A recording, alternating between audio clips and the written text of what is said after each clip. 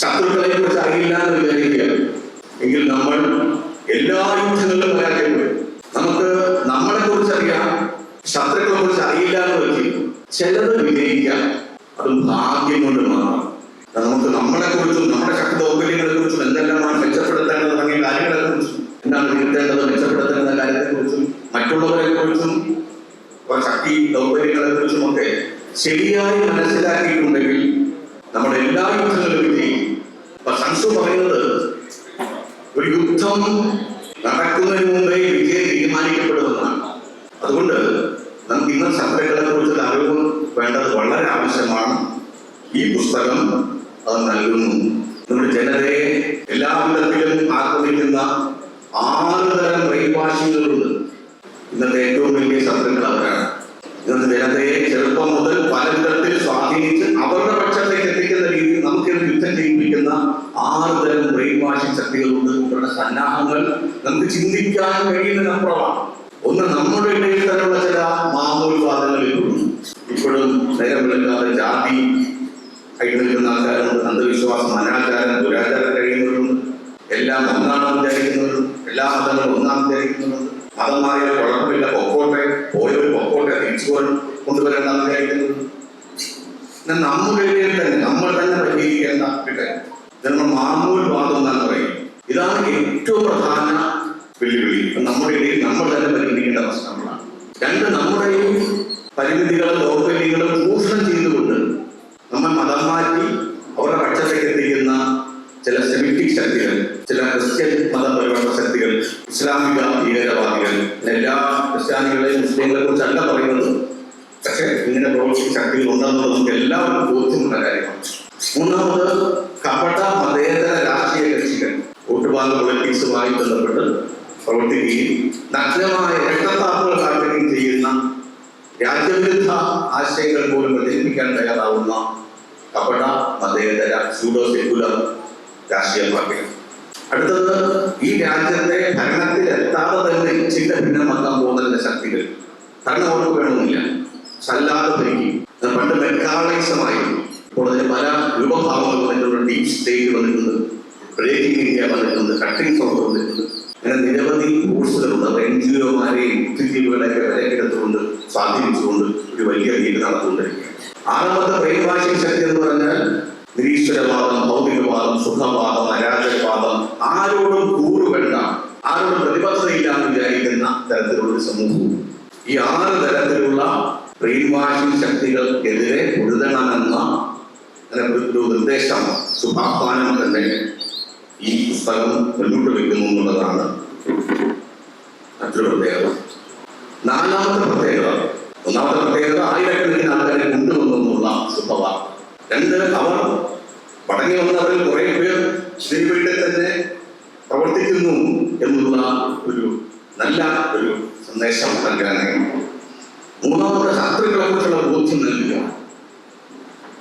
4ാമത്, ഇങ്ങനെ ആയിരക്കണക്കിന് കേരള സ്റ്റോറികൾ സംഭവിക്കാതിരുന്നതിന് പിന്നിൽ പ്രവർത്തിച്ചൊരു പ്രസ്ഥാനം, മിഷണറി മൈൻഡ് സെറ്റുമായി പോയവരെ പോലും തിരികെ കൊണ്ടു ധർമ്മപ്രചാരിതമാക്കിയ പ്രസ്ഥാനം, ഈ 6 തരം ശത്രുക്കൾക്കെതിരെ സുദർശനം എന്നുള്ള ഈ റാഡിക്കേഷൻ പ്രോഗ്രാമുകളോട് പ്രവർത്തിച്ചുകൊണ്ടിരിക്കുന്ന പ്രസ്ഥാനം, ഇതിന്റെ പേരിൽ ഏറ്റവും അധികം ഇന്നത്തെ കച്ചവടങ്ങൾ അനുഭവിച്ചുകൊണ്ടിരിക്കുന്ന പ്രസ്ഥാനം ആശുവിദ്യാസന്മാരത്തെ കുറിച്ച് പരിചയപ്പെടുത്തുന്നു എന്നുള്ളതാണ് 4ാമത്തെ. പലപ്പോഴും കുറച്ചുപേര് വന്നു, കുറച്ചുപേര് തിരിച്ചു കൊണ്ടുവന്നു എന്ന് മാത്രമാണ് അവർ അറിയുന്നത്. അതിന്റെ വല്ല കഷ്ടപ്പാടുകൾ ത്യാഗങ്ങൾ അറിയില്ല. പലരും തിരിച്ചു കൊണ്ടുവന്നതായിട്ട് പലരും നേരെ നയിക്കാറുണ്ട്. ശരിയാണ്, ഒരു അത്യാവശ്യത്തിൽപ്പെട്ടവരെ ആശുപത്രിയിൽ എത്തിക്കുന്നവർക്ക് പോലും പ്രസക്തിയുണ്ട്, പ്രാധാന്യമുണ്ട്. അവർ എത്തിച്ചില്ലായിരുന്നെങ്കിൽ രക്ഷപ്പെടില്ലത്. പക്ഷേ ആസന്ന മരണരായിരുന്ന മരണാവസ്ഥയിലായിരുന്നവരെ പരിചരിച്ച് തിരിച്ചുകൊണ്ട് ജീവിതത്തിലേക്ക് മടക്കിക്കൊണ്ടുവരുന്ന അത്യന്തം ത്യാഗോജ്ജലമായ പ്രവർത്തനം ചെയ്ത ഡോക്ടർമാരും നേഴ്സുമാരും ചിലപ്പോൾ വിസ്മരിക്കപ്പെടാറുണ്ട്. ആശുവിദ്യാസന്മാരും പോലെ ഇങ്ങനെ ഇത്രയും പ്രശ്നങ്ങൾ നടക്കുമ്പോൾ പോലും ഇത്രയും പേരെ തിരിച്ചു കൊണ്ടുവന്ന് കുറെ പേരെതിരെ പ്രതികരിക്കാൻ ശക്തമായ രീതിയിൽ മുന്നോട്ടിറക്കി പ്രസ്ഥാനത്തെ കുറിച്ച് പലർക്കും അറിയില്ല. അത് ഈ പുസ്തകങ്ങളിലൂടെ അദ്ദേഹം നൽകുന്നത് നന്ദി പറയുന്നു. ഈ പ്രസ്ഥാനം എന്താണെന്ന് മനസ്സിലാകണമെങ്കിൽ ഇവിടെ ഇരിക്കുന്ന പലരും എങ്ങനെയാണ് ആശുവിദ്യാസമാജം എത്തിയതെന്ന് കൂടി അറിയണം. ഏതവസ്ഥയിലായിരുന്നു എത്തിയത്, ഏതവസ്ഥയിലായിരുന്നു മാതാപിതാക്കൾ എത്തിച്ചിരുന്നത് എന്നറിയും. മറ്റു പല ആശ്രമങ്ങളിൽ പോകുന്നത് പോലെ സനാതനം പഠിക്കുവാൻ വേണ്ടിയോ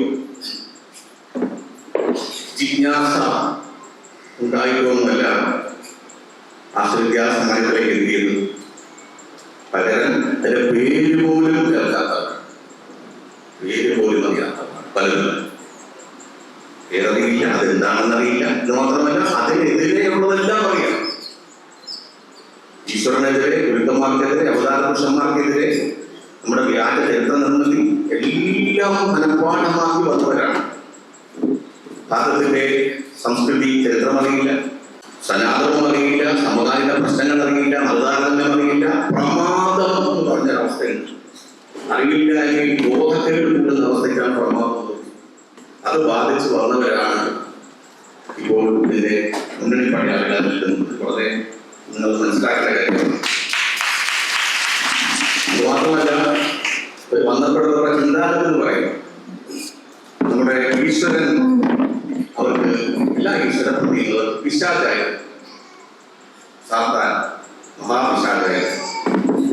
നമ്മുടെ ഗുരുക്കന്മാർ, അവതാരപുരുഷന്മാരൊക്കെ പിശാചിന്റെ പല പങ്കാളികളോ സഹായികളോ ആയിരുന്നു. പല മാതാപിതാക്കളോ ഇതര മതസ്ഥരും അവർക്ക് നരകാവകാശികളായി ഇവർക്കപ്പെടേണ്ടവരാണ്. എല്ലായിടത്തും കണ്ടാൽ കൊന്നുകളയേണ്ടവരാണ്. അവരെ അള്ളാഹു ഇഹലോകത്തിലും ഖബറിലും പരലോകത്തിലും ശിക്ഷിക്കാൻ, നരകത്തിലാഴ്ത്താൻ വിധിച്ചിരിക്കുന്നവരാണെന്ന രീതിയിലുള്ള മൈൻഡ് സെറ്റുമായി എത്തിയവരാണ്. ഖുർആനിൽ തന്നെ 21-ാം അധ്യായം നിങ്ങൾ വായിച്ചാൽ മനസ്സിലാവും. 21-ാം അധ്യായം 98-99 വാക്യങ്ങൾ നോക്കിയാൽ 21-ാം അധ്യായം 98-99 അത് പറയുന്നത്, അള്ളാഹു അല്ലാതെ വേറെ ഏതെങ്കിലും ദൈവത്തെ ആരാധിച്ചാൽ, അല്ലെങ്കിൽ ഏതെങ്കിലും ദൈവത്തെ അള്ളാഹുവിനൊപ്പം പങ്കു ചേർത്താൽ, നിങ്ങളെ ആ ആരാധിക്കുന്നവർ ആരാധകന്മാരെയും ആരാധ്യന്മാരെയും, നമ്മൾ ആരാധിക്കുന്ന ഈശ്വര പ്രതീകങ്ങളെയും നരകത്തിലെ ഇന്ധനമാക്കും. എന്നുവെച്ചാൽ നമ്മളൊരു ഗണപതിയോ സുബ്രഹ്മണ്യനെയോ സർവേശ്വരനെയോ ദേവിയോ ഏതെങ്കിലും ഈശ്വര പ്രതീകങ്ങളെയോ അവതാരപുരുഷന്മാരെയോ നമ്മൾ വണങ്ങിയാൽ, അള്ളാഹുവിനെ കൂടുതൽ വണങ്ങിയാൽ പ്രശ്നമാണ്. പക്ഷെ നമ്മൾ വണങ്ങിയ അവരുടെ തെറ്റുകൊണ്ട് നമ്മൾ കിട്ടുന്ന നരകത്തിലാവും. നമ്മൾ ആരാധിക്കുന്ന നമിക്കുന്ന ഈ അവതാര പുരുഷന്മാരും ദേവി ദേവന്മാരും വരെ നരകത്തിലെ വിറകാക്കുമെന്നാണ്, ഇന്ധനമാക്കും. നിത്യ നരകത്തിലെ ശിക്ഷയാണ് പറയുന്നത്. ഇത് ദൈവവചനമെന്ന് വിശ്വസിക്കുന്ന ഒരാൾക്ക് എങ്ങനെ സംശയം ഉണ്ടാവും എന്ന് പറയും. ആൾക്കാരും പറയാൻ ചില മുസ്ലിങ്ങളാണ് പ്രശ്നം. ഇസ്ലാം മതമാണ് പറയുന്നത്. സംഭവം അങ്ങനെയല്ല. ഇസ്ലാമിലെയും ജിഹാദിയും മൈൻഡ് സെറ്റ് പ്രശ്നമാണ്. ആ മതത്തിൽ ജയിച്ചവരെ ശണ്ട പറയുന്നു. ഇതാണ് ഇങ്ങനെ തലയ്ക്ക് പിടിച്ച് നമ്മുടെ ഈശ്വരന്റെ പ്രതിമയോ ചിത്രമോ കണ്ടാൽ ഇടത്തോട്ട് നോക്കി തുപ്പിയുന്നവരാണ് ഇവിടെ ഇരിക്കുന്നവർ പലരും. ആ മൈൻഡ് സെറ്റായിട്ട് വന്നത്. അതുപോലെ മാതാപിതാക്കളെ തന്നെ നരകാവകാശികളായി കാണുന്ന അവരെ ഏത് സമയത്ത് ഒഴിവാക്കാം, അവരെ രക്ഷകർത്താക്കളായി സ്വീകരിക്കരുതെന്ന് പറയുന്ന കാര്യങ്ങൾ. സനാതന മതം മാത്രമല്ല, ഈ രാജ്യം തന്നെ ഇസ്ലാമീകരിക്കാൻ, ലോകത്തെ മുഴുവൻ ദാറുൽ ഇസ്ലാമാക്കാനും തുനിഞ്ഞിറങ്ങിയ ജിഹാദി മൈൻഡ് സെറ്റ് ഉള്ളവരാണ് ആശുവിദ്യാസമാജത്തിൽ. നമ്മുടെ ആശ്രമത്തിൽ പോകുന്ന എങ്ങനെയാവും? നമ്മുടെ ആശ്രമത്തിൽ പോകുന്നവർ അങ്ങനെയുള്ള മൈൻഡ് സെറ്റാണോ? അവരാണോ എത്തിയത്? ആരും പറഞ്ഞാലും കേൾക്കാത്തവരാണ്. ഈ മൈൻഡ് സെറ്റ് ഉണ്ടെന്ന് മാത്രമല്ല, എന്റെ പ്രിയപ്പെട്ട അച്ഛനമ്മമാർ കരഞ്ഞ് കാല് പിടിച്ച് കരഞ്ഞാൽ പോലും പോകല്ലേ മോളെ, പോകല്ലേ മോലെ എന്ന് പറഞ്ഞാൽ പോലും ആ കൈകൾ, കാല് പിടിക്കുന്ന കൈകൾ കുറെ കാലുകൾ കൊണ്ട് തട്ടിയെറിഞ്ഞ് നടന്നു പോയവരാണ്. ബന്ധുക്കളോ സഹോദരി സഹോദരന്മാരോ സുഹൃത്തുക്കളോ വിമ്മി കരഞ്ഞാൽ പോലും പുല്ലുവരെ കൽപ്പിച്ചവരാണ്. കൗൺസിലർമാരോ സന്യാസിമാരോ പോലീസ് ഉദ്യോഗസ്ഥരോ അഭിഭാഷകരോ കോടതി പറഞ്ഞിട്ട് പോലും അതിന് വില കൊടുക്കാതെ പോയവർ. അവരെയാണ് മാറ്റിയെടുക്കുന്നത്. ഇങ്ങനെയുള്ള ആൾക്കാരെ നമ്മൾ കണ്ടാൽ നമ്മൾ എന്ത് ചെയ്യും? നമ്മുടെ കുട്ടികൾക്കോ നമ്മുടെ ബന്ധുക്കൾക്കോ ആണ് ഇങ്ങനെയുള്ള മൈൻഡ് സെറ്റ് വന്നവരെ നിങ്ങൾ എന്ത് ചെയ്യും? നമ്മളൊന്ന് ആലോചിച്ചു. ഒരാൾക്ക് രോഗം വന്ന് നമുക്ക് ആശുപത്രിയിൽ കൊണ്ടുപോകും.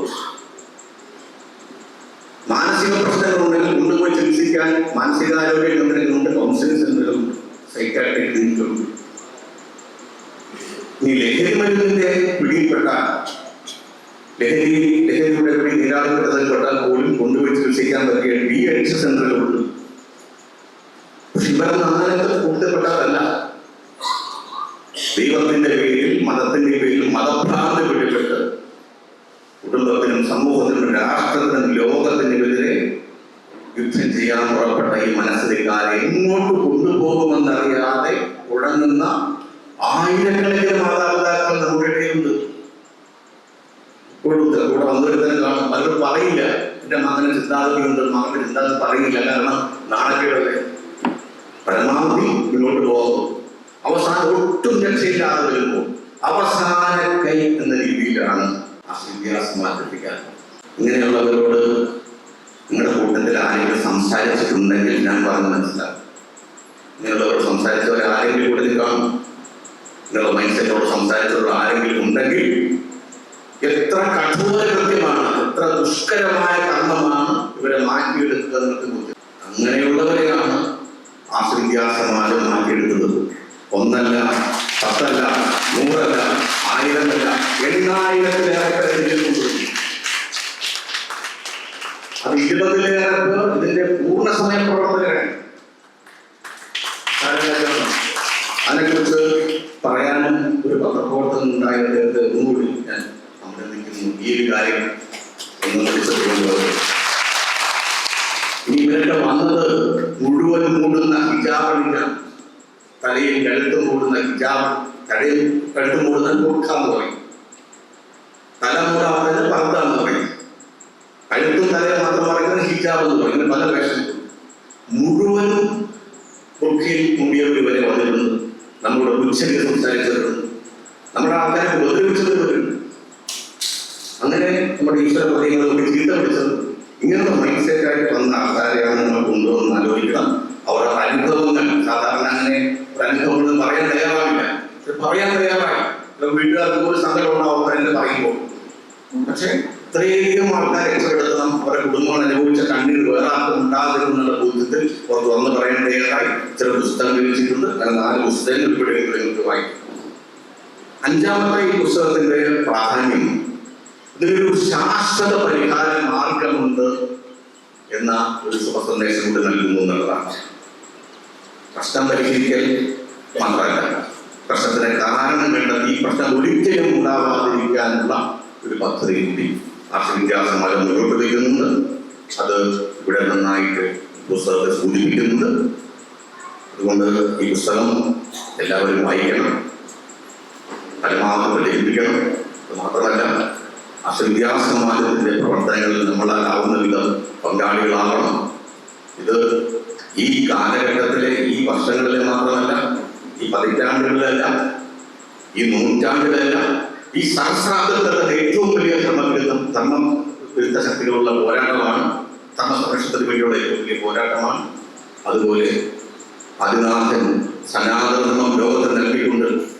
ആദിനാഥൻ നൽകിയ സന്ദേശം കേൾക്കുന്നുണ്ടോ? വിശ്വമായി ഈ വിശ്വം മുഴുവൻ ശ്രേഷ്ഠമാക്കുക, മാനവനെ മാധവനാക്കുക, മണ്ണിനെ വിണ്ണാക്കുക, ശക്തിയുഗം നിർമ്മിക്കുക എന്നുള്ള സനാതനം നൽകിക്കൊണ്ടുള്ള സന്ദേശം അത് പൂർത്തീകരിക്കാനുള്ള പദ്ധതികളും ആശ്രിത്യ സമാജത്തിനുണ്ട്.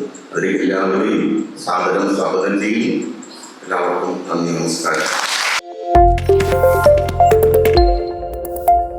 ഇതുപോലെയുള്ള കൂടുതൽ വീഡിയോസിനായി അമൃതം മീഡിയ സബ്സ്ക്രൈബ് ചെയ്യുക. നോട്ടിഫിക്കേഷൻസിനായി ബെൽ ബട്ടണും പ്രസ് ചെയ്യുക.